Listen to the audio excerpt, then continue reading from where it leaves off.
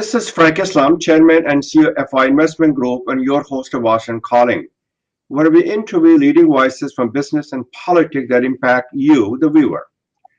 Today, we are fortunate to have a distinguished guest, Mr. Valliappa, who is the founder and CEO of V Technologies. We thank him for his leadership. He's a difference maker. And thank you very much, Mr. Valliappa, for coming to our show. We appreciated you taking the time to come and talk to us.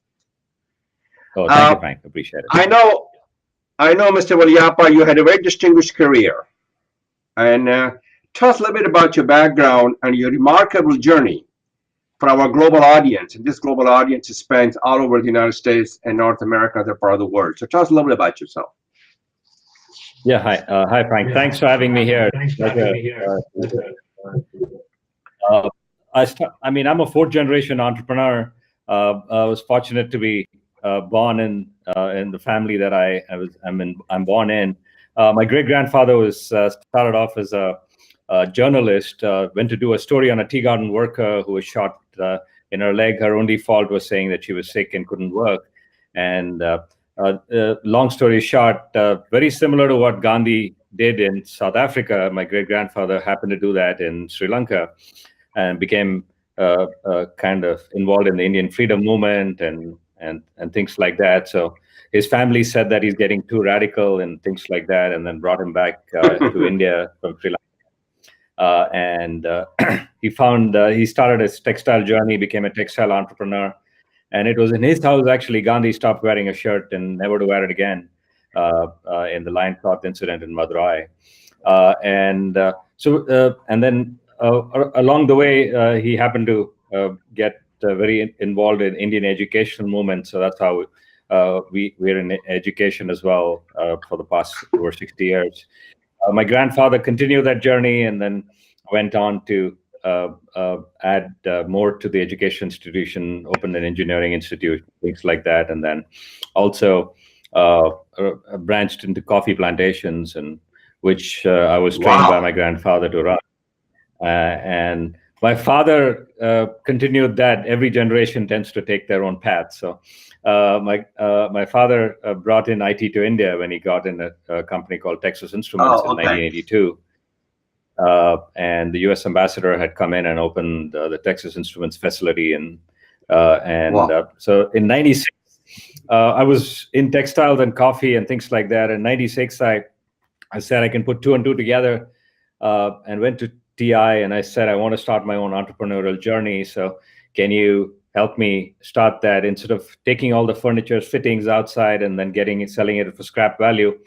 I'll do a good deal. You can name your price and we can start. That's how I succeeded in getting Valliappa Software Technology Park up and running, and brought in companies like Cisco, Verifone, and Oracle into India. That's the first days of these companies were in our office.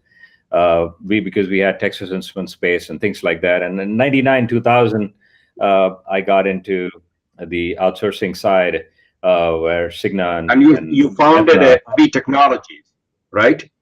Exactly. You founded a V Technology, which is a global services company, which is has 50,000 employees and a close to $21 billion revenue, correct?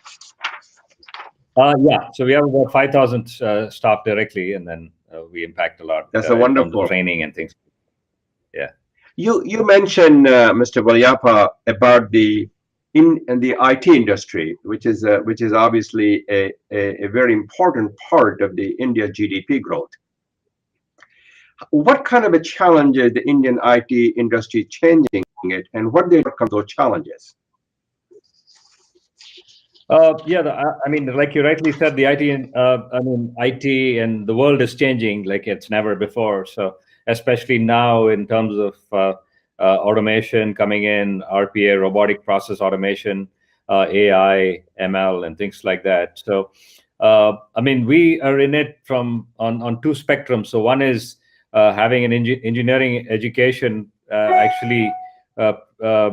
kind of getting our students ready into the job market, and then the other side with V Technologies in terms of trying to sell to the global audience. So one of the things that, if you noticed, Indian IT prowess got known to the world in Y2K. That's when they started believing in Indian IT, and then the .com had a lot of bandwidth, and that's how we were able to merge one and two together and then produce IT to the world. And so that you see something like that happening today. So I mean, you have governments around the world trying to put borders and put visa restrictions for people coming into certain countries and starting to work. But now the very IoT and Industry 4.0 is integrating the world like never before. So you can sit in say Bangalore and operate a machine across the world, anywhere in the world. And that happens. That's because of IoT and Industry 4.0 and machines talking to each other. So, well, one of the things that I want to talk to you, which was fascinating to me, that your Sona Valliappa Family Trust and how are you contributing to higher education's employment in India. As I understand, you firmly believe in the power of the purposeful philanthropy, and you subscribe to the notion President Kennedy once said, to whom much is given, much is expected. I'm also philanthropic myself, and I have contributed millions of dollars, whatever I can afford, not only in the United States, but India as well. So my question to you is, you are giving a voice to the people who are voiceless and vulnerable. Tell us a little bit about that. And that's a wonderful thing to do, what you're doing, and you are making a difference. Sure. Thank you. Yeah, so I mean, we've been involved in education, like I said, for the past over 60 years. So we're celebrating our Diamond Jubilee this year. So it was basically to help India move through those initial years as a nation, because we didn't have higher education institutions like 60 years ago, because the British had orchestrated Indian education in a great way, where you had good education, like a guy like me could speak in English to you studying in India. But the higher education was very, very regulated. So they wanted to for the Indians to go learn the English way of life, kind of, and come in. So that's when we started that. But fast forward to the 2000 and the years right now, skill development is becoming the foray, because I mean, there are a lot of young Indians. Every 1.2 seconds, that means now to now, one job needs to get created in India. Correct. So that's the amount of skill. So every month, 1 million people are coming into the job market. And there are 200 million people who are below the poverty line. The world poverty line is $1.80 a day, not per hour, per day. The India defines poverty level as $1.20 a day. And then below that, according to the Indian government, there are 200 million people. So what we said is, my endeavor was to take 1 million people out of poverty in a 10-year period. So that's how I set up Sona Yukti, where we set up a chain of training institutes across India, wherever people are available and below the poverty line. That's where you'll see us centers. You wouldn't see them much in the cities or something, but in rural areas, in interior India, you will find our centers, training them on different skill sets. So we are a partner with the National Skill Development Corporation, which is NSDC. It's all very regulated and very mandated in terms of how you operate. And then there is Sector Skill Council for each industry. There's a Sector Skill Council. So like for telecom and ITES, for example, or for textiles and apparel or agriculture. So we align ourselves with these, get affiliated with these Sector Skill Council through a qualification process. And then after that, they give us numbers of people to train. So we train them and then place them in companies. So that's one thing we do. And the other, tell us a little bit about the HireMee effort that which is fascinating, and that will lead to the conversation that we're going to have. But the fact of the matter is, you're giving a hope and help and heart to those who are voiceless, to those who are socially economically disadvantaged, to those who are underprivileged. That's something. If they succeed, which is about 400 million people in India, all of us succeed, India succeed, and the world succeed. They can have a capacity and capability to change the landscape of not just India, but of the world. Sure, absolutely. Yeah, thank you. Yeah, that's what I was about to say. HireMe, Yes. what had happened was that our institutions are not in a tier one city, like in the U.S. standards with say Washington or Seattle or some of the other towns, but we are in a smaller town, like say Scranton, Pennsylvania, or something like that. So it's Oh, about an hour or well, two away from New York yeah, I know City, where it is. but I have been there. Vice President Biden was okay. born there, and my friend Hillary Clinton is not too far from there. She was born also there. So I love Scranton. Okay. Yeah, no, what I'm saying is like, so we are, our institutions are in a place like that. So uh, even though we are a tier one institution, getting placements for our students, who are, some of them are brilliant, was difficult. Whereas an average school in say Bangalore or Chennai or Delhi or some of these places can get placed very fast. So that's when I came up with the idea of HireMe. So HireMe is like, it's a job recruitment platform. So a student goes in, just takes their mobile phone. $100 cell phone is enough. They can take the cell phone and put in their details, record a 1 minute video snippets, 20-second clips, three 20-second clips, and then they take an assessment for 100 minutes, which is basically Wow. aptitude and domain, and they put it in, and the industry comes in and searches for certain skill sets in the seven areas. They can specify, are they looking for a person with good verbal aptitude or good logical aptitude and things like that, and then the shortlisted candidates would show up. So right now, today, we have close to about 500,000 students who are registered with us. And so you wouldn't get all the 500,000, but only students above the criteria you're looking for would show up. And then you can immediately look at the videos, see them. If you like them, you can kind of swipe right or you swipe left, and then you can shortlist them for a further interview, and then we basically match make for jobs. So. Well, it's a wonderful opportunity. So you are preparing the youth for the 21st century job, correct? Yeah, that's right. So our endeavor for HireMe is to enable 3 million jobs by 2025. That's the vision for And you will HireMe. also provide the apprenticeship and also the assistance and the mentoring for these students because they are the hope of tomorrow. Yeah. So what we do is we tie up with the industry, and then the industry looks for mentoring, looks for internship, apprentice, or they get placed directly.